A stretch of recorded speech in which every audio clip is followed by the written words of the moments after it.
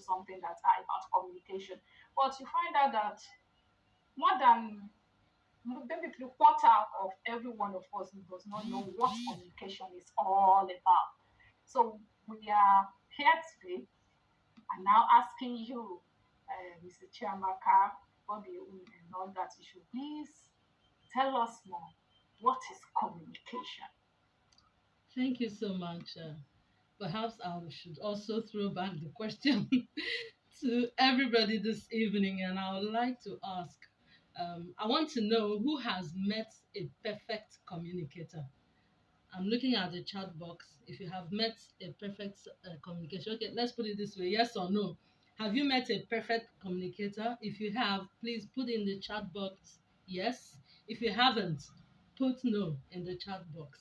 Let's see quickly because that search had been going on, and I thought we should also contribute to finding the answer today.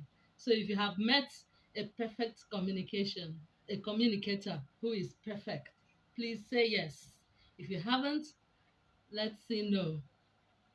Interesting. Mr. Patrick, you've met one.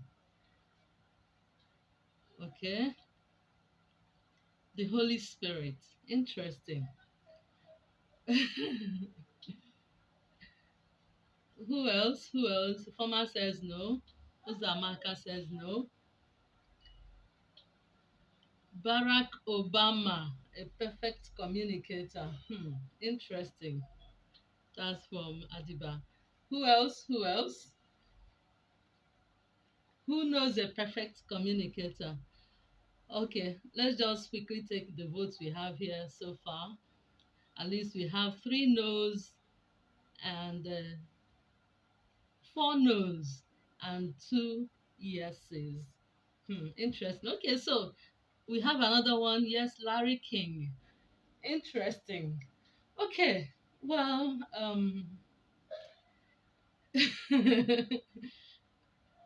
I guess you're waiting for the final answer from me. Okay. The truth is, there's no perfect communicator. So far as we all are concerned as human beings, there's no perfect communicator. We only strive. We only try to communicate on a daily basis. We only try. And the way I always put it is that we can be meaningful communicators, we can be effective communicators. But honestly, saying that there's a perfect communicator means that that person is also a perfect human being. And if you agree with me, no, not one, we're yet to meet that perfect human being. And so, if there's no perfect human being, it's logical to say that there's no perfect human communicator. And so, we'll begin by asking ourselves then, if that is the case, what is communication? Communication, it comes from the Latin word communicare, which means to share information, to share ideas, to exchange our thoughts and feelings, and to let others know what is going on with us. And so, if we're able to now begin to look at the categories of communication, personally, I like to narrow it down to prima facie in terms of creation and in terms of the fact that we are human beings. So, how does communication begin? It begins with intrapersonal communication. In literature, they call it soliloquy. They can call it monologue as well. But basically, it means that interaction within an individual. That first communication you undertake as a human being to be able to put your thoughts in perspective, to put your feelings in perspective. But remember, it is not recommended to sometimes talk to yourself in public. Otherwise, people will feel that you have gone gaga. But the truth is that every human being engages in monologue. engages in soliloquy, engages in intrapersonal communication, because that forms the basis for even interacting with other people. And so, if you don't get it right, it's difficult for you to get it right with other people. And so, most times, it's important for us as humans to be careful what we say to ourselves. Be careful the kind of thoughts you entertain, so that you do not exude negative emotions based on your negative thinking, and probably project it to other people.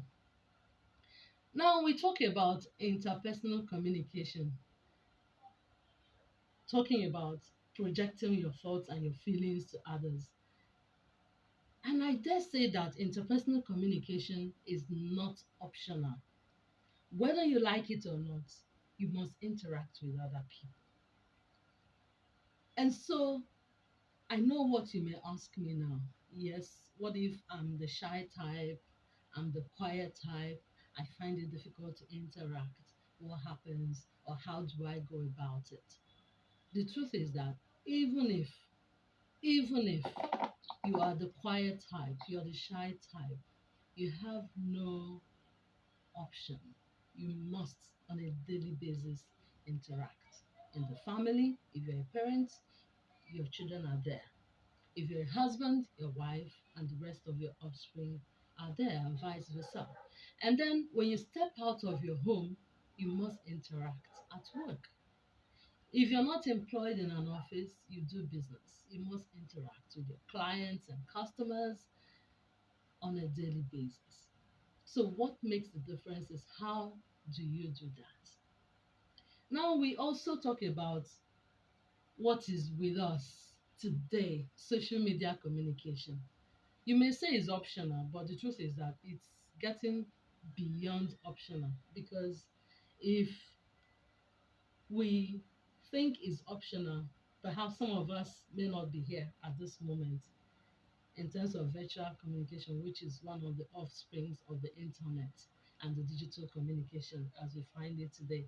And no thanks to COVID, many people had to jumpstart their access to the virtual space and to the social media, because the brick and mortar shops are fast facing extinction, and therefore people are migrating from their four corners of the shop to the online platform. So we must communicate. Now we talk about the big one, the mass media. It could be optional though, depending on you. But again, if you do anything that is newsworthy, the way we say it in the parlance, the broadcast parlance, you say when the dog bites man is no news, but the man bites a dog is news. So if you are camera shy and you feel you have no business with the mass media, then it means you should also try not to do something that is newsworthy. That's when you can now beat your chest and say, well, it's optional. But so long as you're a newsmaker, it's not optional. But now, one basic fact I always want people to understand about communication is that it involves the five W's. Who, who, which is who is saying what. And it takes us to the second one, what. Then why. Why are you saying what you're saying? Then the fourth W, which is which. And then the H, which is how. And this is very important, the H, how you say it. And so it's not just about the words, it's not just about what we say to one another at home or outside the home, but it's also a whole lot about how we say it. And therefore, it's interesting to know that when you talk about the communication process, 7%, just 7% is all about the content of your communication, which is like what you're saying, right? Then 38% is about the tone of your voice. And so sometimes you overhear someone saying, "Stop shouting at me." Or someone say, "Can you imagine how he was talking to me?" All this is about the tone. So he's not even interested in what the person said to him. His interest is how he said it, the tone of voice he used when he said it. And then the big one, which is nonverbal, takes 55%. So, if not anything, I would like us to take this home today that sometimes we shouldn't focus just on our words because it's just 7% of the total communication process. We should also focus on the tone of our voice, which is 38%, and then the big one, nonverbal, which is 55%. And this includes all those things you didn't say but was heard: your body language, your gesture, your demeanor, your facial expression, your eye contact. All these are very important. Or have you ever wondered why some women in marriages, for instance, can argue that their husbands do not love them? And then when you pray for them to find out what made them to get to that conclusion, they will tell you that, well, he doesn't say I love you to me, right? And then you also ask for them, say, how do you mean? Are you telling me that all this while you're married to this man, he has never said I love you? And then you hear the woman say, well, not that he doesn't say it, but the way he says it. So you see that 38% we're talking about the tone of the voice. So it doesn't sound convincing to this woman. So even though the word is there, the content, which is 7%, it doesn't mean anything to her. She's actually looking at the tone of his voice when he says, I love you. And then again, she's also looking at the body language. Imagine when a man says to his wife, honey, I love you, as opposed to when he says, I love you. You see, this last one sounds like this is what you've been yearning to hear, right? I have said it. And so what? So let's move on. As opposed to the first one, which sounded like love itself. And I bet you, whoever that woman is, will actually mellow at these simple three words, simply because of the way, the tone of voice of her husband, and then the body language as he says it. Now, let's talk about another issue in communication that is very important, and that is the fact that communication is irreversible. I'd like us to cast our minds to a situation whereby, for instance, you get a chicken. You went to the market, you bought a chicken, and then you decided that from this market, I'm going to start removing the feather of this chicken till I get home. And then you start. The intention is that by the time you get home, you are actually still going to retrace your step and pick up the feather and put it back on the chicken, and voila, the chicken will remain intact. I would like to ask you, is that possible? Is it possible that by the time you remove the feather from the chicken, that you'll be able to put it back? Now, that is exactly the case with communication. It's irreversible. Once it goes out, you can never retrieve it. And so, what that says to us is that we must be careful what we say. Think twice, count to 10 before you speak, especially when you're angry. Because there are some words we say to ourselves in the family as husbands and wife, or we say to our children, or our children sometimes say to us, that we sleep and we regret it. But unfortunately, we can never retrieve it. Second issue about communication, it is complex. When we defined it, we said it's comunicare, it means to share. But honestly, it's not as simple as that. Reason being that what you say may not be what I hear, and what I hear may not be what I feel you said, and what I feel you said may not be what you intended to say to me. Already, I'm confusing you, right?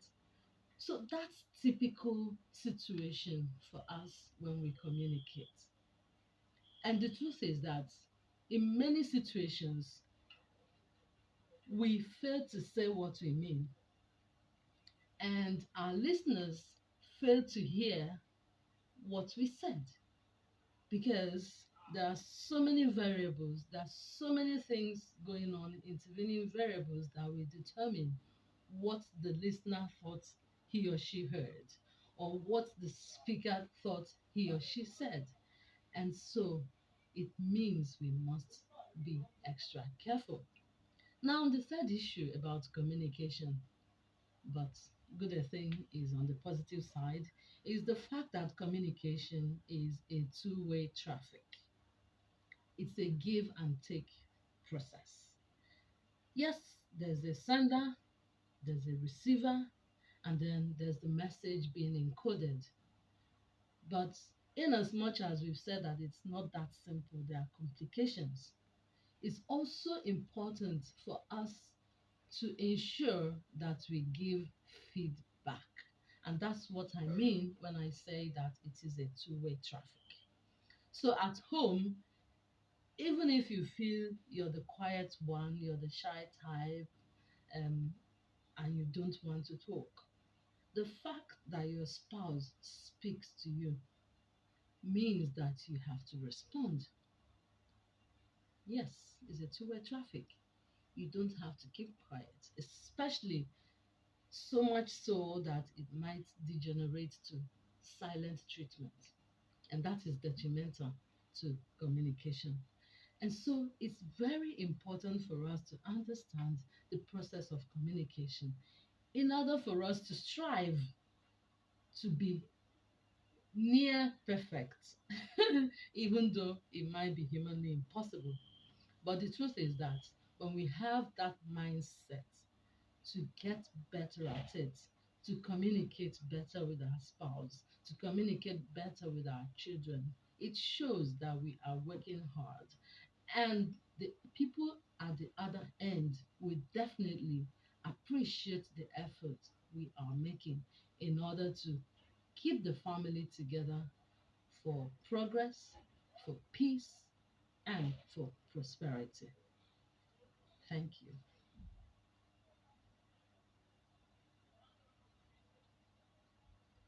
Thank you very much, Chiamaka. I learned a lot, but well, we'll serve the questions later on because I have some questions too that I'd like to ask you. But I think in the course of when we start talking, when we're talking, we'll at least maybe the next question will be able you'll be able to go in further about the whole gist. Mm. Now I think while waiting for our prof, I'll go on to ask Mufe and Patrick